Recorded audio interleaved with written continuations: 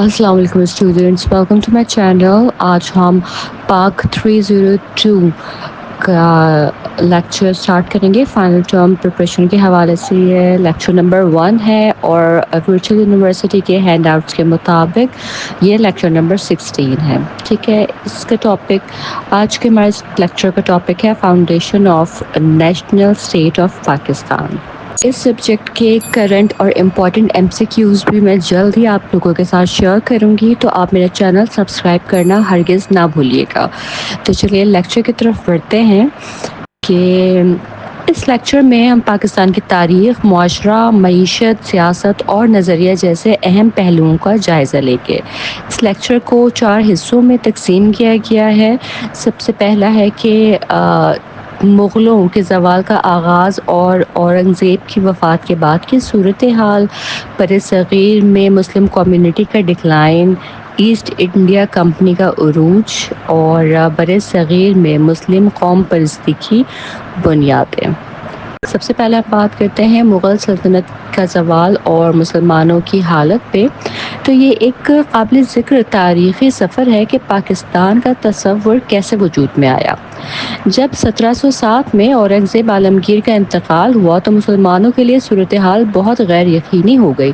न ये वाज़ेह था कि मुसलमानों की अज़मत फिर से बहाल होगी या सब कुछ ख़त्म हो जाएगा। अगरचे औरंगज़ेब ने एक मजबूत सल्तनत छोड़ी, लेकिन इनके बाद ऐसी क़यादत सामने ना आ सकी जो इस मिरास को संभाल सकती। औरंगज़ेब के दौर में मुसलमान कई मुश्किलात का शिकार थे और मौरख़ीन के मुताबिक इन परेशानियों की कई वजूहात थीं, जिनमें औरंगज़ेब की शख्सियत भी शामिल थी। दारा शिकोह औरंगज़ेब के भाई थे और शाहजहां औरंगज़ेब के वालिद। वो भी इन सियासी और मजहबी कशमकशों के ज़िम्मेदार थे। जब शाहजहां जिंदा थे और बादशाहत पर फाइज थे तो औरंगज़ेब ने हुकूमत हासिल करने के लिए अपने भाइयों को कत्ल किया और शाहजहां को कैद कर दिया। इक़्तिदार संभालने के बाद औरंगज़ेब ने सख्त हुकूमती पॉलिसीज़ का नफाज किया, क्योंकि वो एक सख्त गीर सुन्नी मसलक से ताल्लुक़ रखते थे। उन्होंने हिंदुओं के साथ ताल्लुकात बेहतर बनाने में दिलचस्पी नहीं ली। औरंगज़ेब को एक मुतकब्बिर हुक्मरान के तौर पर भी जाना जाता है। उनके दौर में सियासी मुखालफत भी सामने आना शुरू हो गई थी, जो उनकी मौत के बाद खुलकर ज़ाहिर हुई। औरंगज़ेब के बाद मुग़लों की ताकत तेज़ी से कमज़ोर हुई। उनके बेटों में क़यादत की सलाहियत ना थी, इसलिए वो सल्तनत को संभाल ना सके। जो मसाइल और इख्तलाफात औरंगज़ेब की ज़िंदगी में अंदर ही अंदर चल रहे थे, वो उनकी वफ़ात के बाद शिद्दत इख्तियार कर गए। यूं मुग़ल सल्तनत का शिराज़ा बिखरने लगा। औरंगज़ेब की मौत के वक्त ईस्ट इंडिया कंपनी भी इब्तिदाई मराहिल में थी, लेकिन इसके बाद कंपनी ने अपनी जड़ें मजबूत करना शुरू कर दी। 1707 के बाद कंपनी ने तेज़ी से बंगाल में अपना असरुल रसूख कायम कर लिया। 1757 में बंगाल के नवाब सिराजुद्दौला के खिलाफ बैटल ऑफ प्लासी लड़ी गई, जिसके नतीजे में कंपनी ने मुकम्मल तौर पर बंगाल पर कब्जा कर लिया। ये वाक़या बरसग़ीर में बरतानवी तसल्लुत के आगाज़ की अलामत है। औरंगज़ेब की वफ़ात के बाद मुग़ल सल्तनत के ज़वाल और मुसलमानों की गिरती हुई हालत ने बरसग़ीर में नई सियासी सोच और कौम परस्ती को जन्म दिया। मुसलमानों ने ये महसूस करना शुरू किया कि वो अब अक्सरियत में होने के बावजूद सियासी और माशरती तौर पर महरूम होते जा रहे हैं। यही वो इब्तिदाई हालात थे जिन्होंने बाद में जाकर मुस्लिम कौम परस्ती और बिलाखिर पाकिस्तान के क़याम की राह हमवार की। 1757 की बैटल ऑफ प्लासी के बाद ईस्ट इंडिया कंपनी का उरूज और सिराजुद्दौला की शिकस्त पे बात करते हैं। तो सिराजुद्दौला बंगाल के नवाब थे, लेकिन अफसोसनाक तौर पर उनके चचा मीर जाफ़र ने उनके खिलाफ साजिश की और बरतानवी ईस्ट इंडिया कंपनी का साथ दिया। जंग प्लासी में मीर जाफ़र ने गद्दारी करते हुए अपनी फ़ौज को पीछे हटने का हुक्म दिया, जिसकी वजह से सिराजुद्दौला तन्हा रह गए और आखिरकार शहीद कर दिए गए। जंग के बाद बरतानवी हुकूमत ने मीर जाफ़र को नवाब तो बना दिया, मगर वो बेइख्तियार और महज कठपुतली नवाब थे। برصغیر کے مسلمانوں کی تاریخ میں 1757 ایک اہم موڑ تھا، کیونکہ اس سال بیٹل آف پلاسی کے بعد سراج الدولہ کی شکست اور موت نے برطانیہ کی حکومت کی بنیاد بنگال میں رکھ دی تھی۔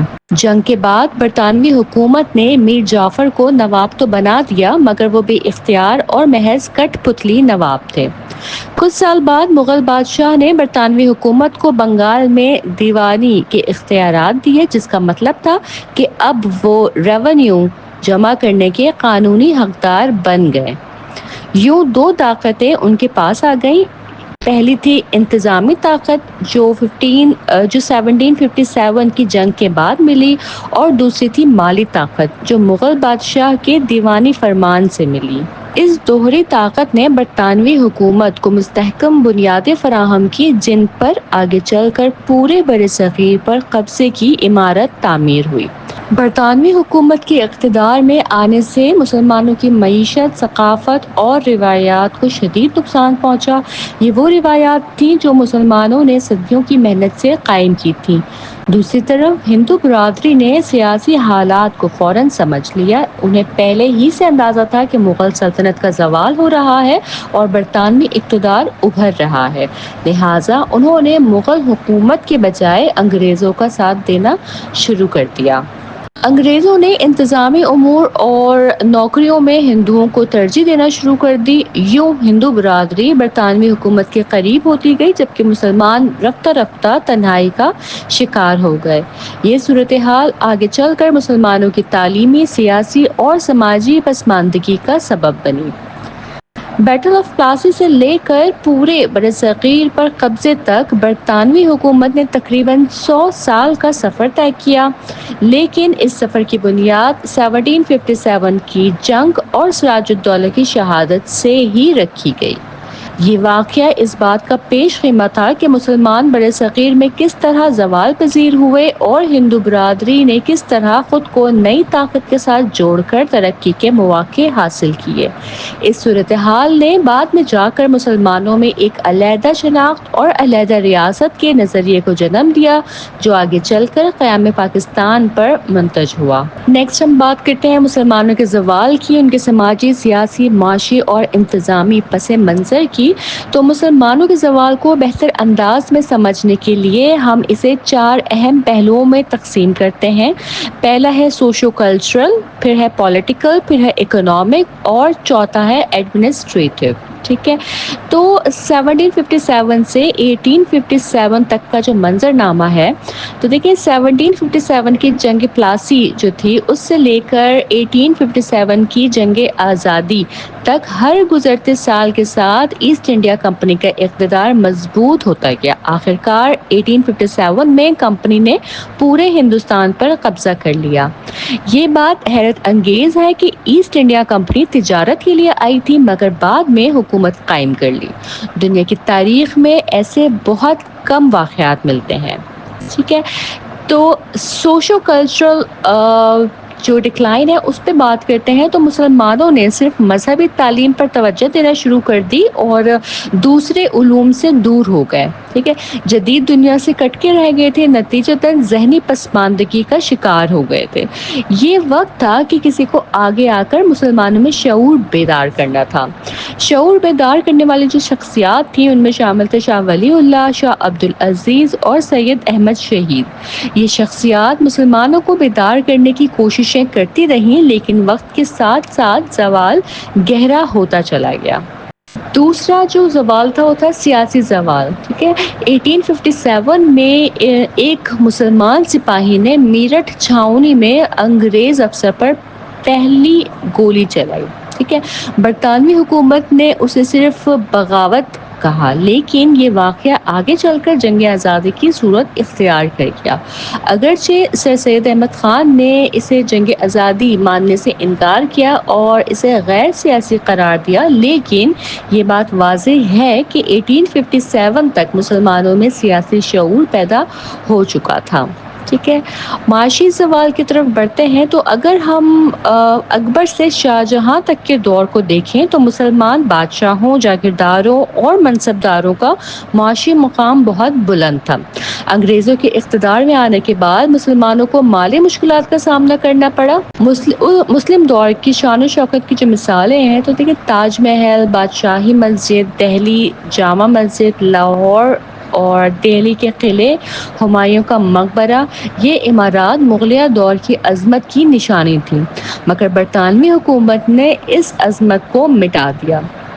انگریزوں اور ہندوؤں نے مل کر مسلمانوں کو زوال پذیر کیا، جاگیرداروں سے زمینیں چھین لی گئیں، نواب محض نام کے نواب رہ گئے تھے۔ 1857 کی جنگ کے بعد مسلمانوں کی معاشی حالت نہایت خراب ہو گئی، مسلمان دوسرے پیشوں اور فنون سے بھی دور ہو گئے۔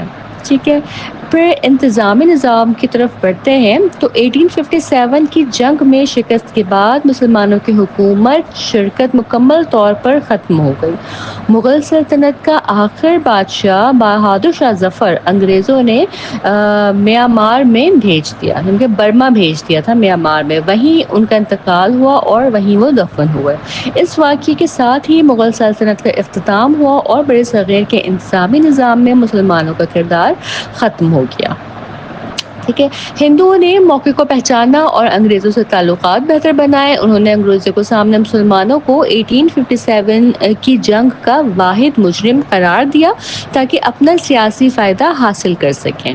ٹھیک ہے، تو 1858 تک مسلمانوں کو سیاسی طاقت سے محروم کر دیا گیا، معاشی کمزوری میں دھکیل دیا گیا، سماجی تنہائی ملی اور انتظامی اثر و رسوخ کا خاتمہ ہوا۔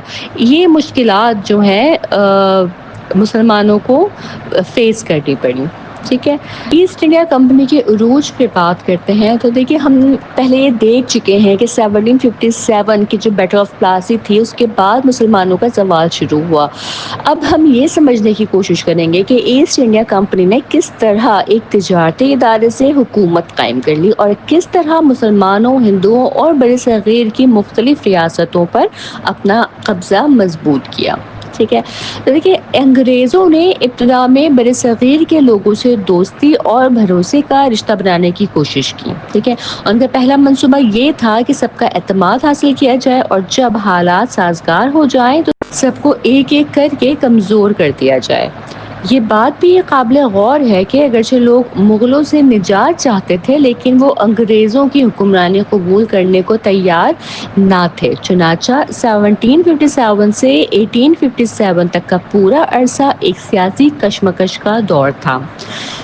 اس دوران برطانوی حکومت نے نہ صرف اپنا اقتدار مضبوط کیا بلکہ جدید اسلحہ اور جنگی مہارت بھی حاصل کی۔ اب وہ کسی بھی طاقت سے جنگ لڑنے کے قابل ہو چکے تھے۔ ٹھیک ہے، انگریزوں نے بڑے صغیر کے مختلف حصوں میں مختلف ریاستوں سے جنگ لڑی، جن میں شامل تھی اینگلو سکھ جنگ، اینگلو بہمنی جنگ، اینگلو سندھ جنگ، ٹیپو سلطان اور برطانوی جنگ۔ ان جنگوں کے نتائج میں کیا ہوا کہ انگریزوں نے ان ریاستوں کو ایک ایک کر کے شکست دی۔ ان ریاستوں کی آزادی مغلیہ سلطنت کے زوال کے بعد ملی تھی، لیکن ان کے پاس جدید اسلحہ نہ تھا، تربیت یافتہ فوج نہیں تھی، سیاسی اتحاد نہیں تھا۔ انگریزوں نے دانستہ طور پر انہیں متحد ہونے نہیں دیا۔ ٹھیک ہے، آخرکار 1858 میں انگریزوں نے باضابطہ طور پر حکومت کا اعلان کیا اور برطانوی راج جو ہے وہ قائم ہو گیا۔ یوں ایسٹ انڈیا کمپنی نے 100 سال میں برے صغیر کو مکمل طور پر فتح کر لیا تھا۔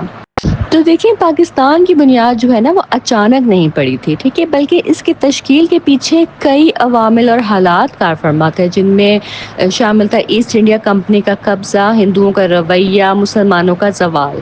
ٹھیک ہے، کہ کس طرح ایسٹ انڈیا کمپنی نے ایک تجارتی ادارے سے پوری حکومت بنا لی تھی۔ اگرچہ ہندو ظاہری طور پر مغلوں کے خلاف کھل کر سامنے نہیں آئے تھے، مگر وہ بہت مرتبہ ان کے خلاف خفیہ کوششیں کرتے رہے تھے۔ ٹھیک ہے، مسلمانوں نے کیا کیا کہ مسلمانوں نے خود بھی سماجی، ثقافتی اور مذہبی زوال کو قبول کر لیا تھا۔ مجدد علی ثانی نے ان خطرات سے پہلے ہی خبردار کر دیا تھا، لیکن مغل حکمرانوں نے اس پر توجہ نہیں دی تھی۔ اورنگزیب نے کچھ حد تک کوشش کی، مگر ان کے جو بھائی تھے دارا شکوہ اس اصلاح کے سخت مخالف تھے۔ ٹھیک ہے، تو اگر ہم ان تمام عوامل کو ملا کر دیکھیں تو 1857 کی جنگ آزادی کا پس منظر واضح ہو جاتا ہے کہ ہندو اور مسلمان دونوں نے انگریزوں کے خلاف جدوجہد کی، لیکن اس جنگ کی قیمت مسلمانوں نے زیادہ چکائی۔ انگریزوں نے مسلمانوں کو نشانہ بنایا کیونکہ وہ انہیں سیاسی خطرہ سمجھتے تھے۔ ٹھیک ہے، جنگ آزادی کے بعد مسلمانوں نے شدید مشکلات کا سامنا کیا، مگر یہی مشکلات بعد میں ان کی نئی قوم بننے کی بنیاد بنی۔